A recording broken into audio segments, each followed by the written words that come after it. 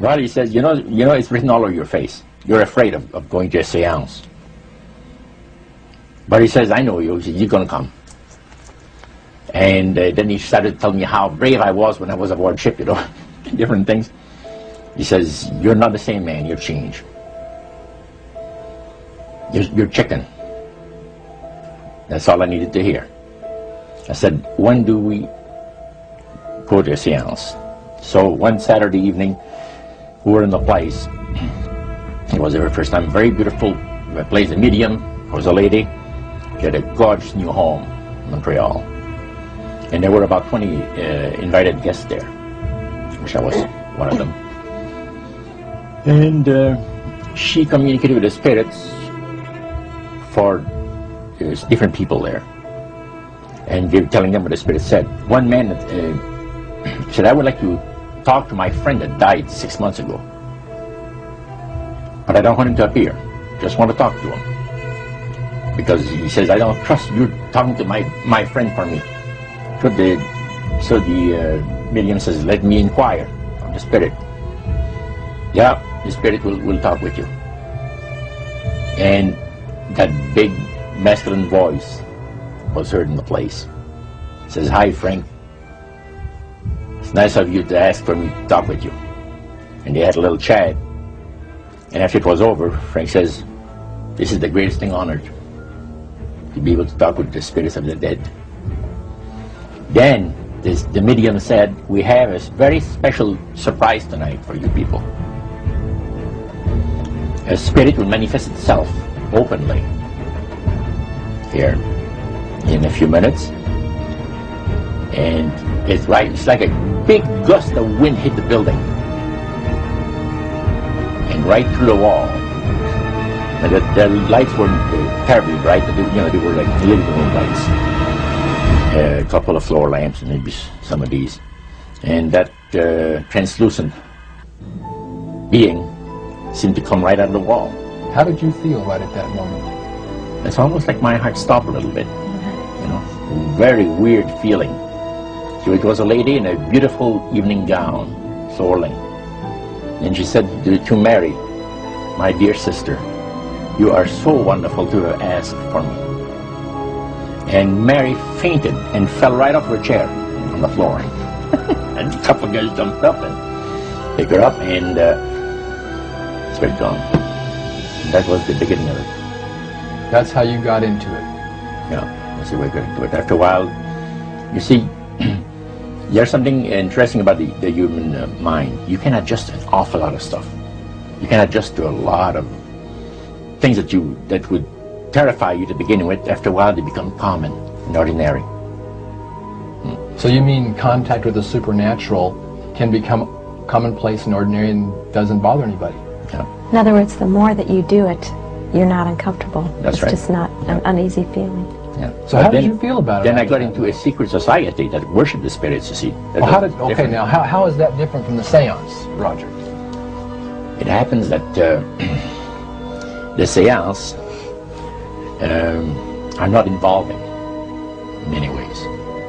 But when you get into a secret society of spirit worshippers, then, and especially when you're invited there by the direction of the higher-ups in the spirit world, you never get out of there alive. And this is exactly what my friend and I were up against. We didn't know anything about. And there was a very, very popular big band leader, jazz musician. band, yeah, very famous. And one night we went to one of these seances, and he was with his wife. So Roger, you're at this restaurant. What happened? We sat there, and we had our favorite alcoholic beverages, you know. And as we talked, the band leader says, he says, I want power. I go right to the source of power. And he says, how do you think that I became famous the way that I am? Well, I said, you must have had some good luck. Well, he says, there's no such thing as good luck. He says, there's either some power working for you somewhere, or you don't get ahead in this world. Not in my type of occupation. So it went from there. We got talking about spirit worship.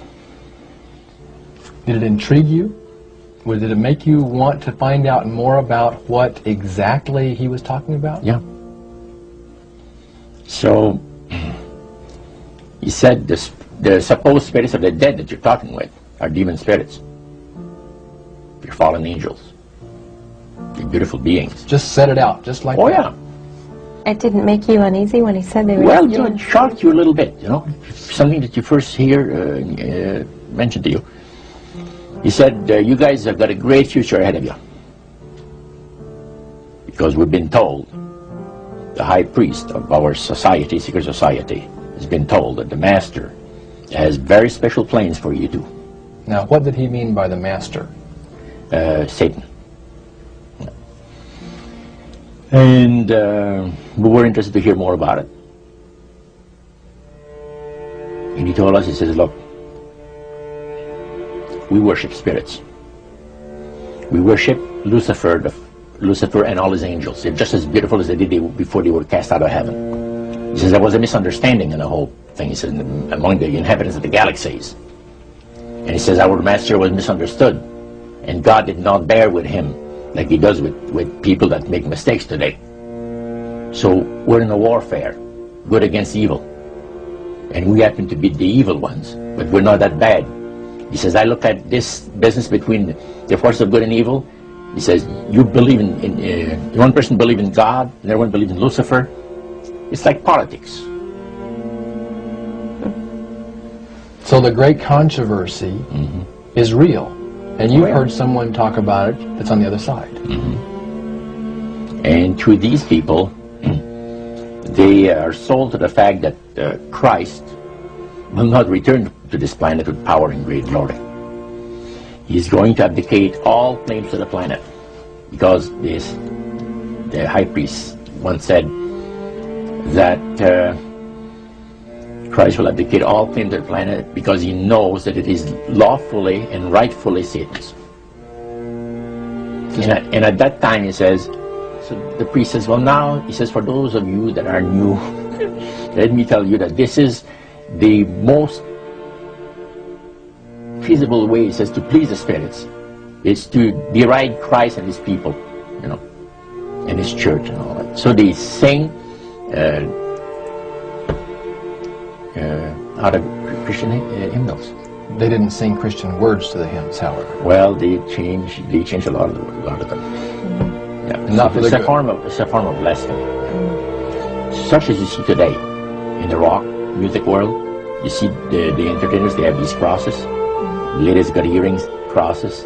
The guys got crosses. This is a form of blasphemy, a form of deriding Christ. You see, spirits cause the people to do that, to find pleasure in wearing this type of emblem, which is the cross is the emblem of the crucifixion of Christ to the Christians. Better to reign in hell than serve in heaven, is that it? Why not? I'm here on the ground with my nose in it since the whole thing began. I've nurtured every sensation man has been inspired to have. I cared about what he wanted, and I never judged him. Why? Because I never rejected him. In spite of all his imperfections, I'm a fan of man. I'm a humanist. Maybe the last humanist.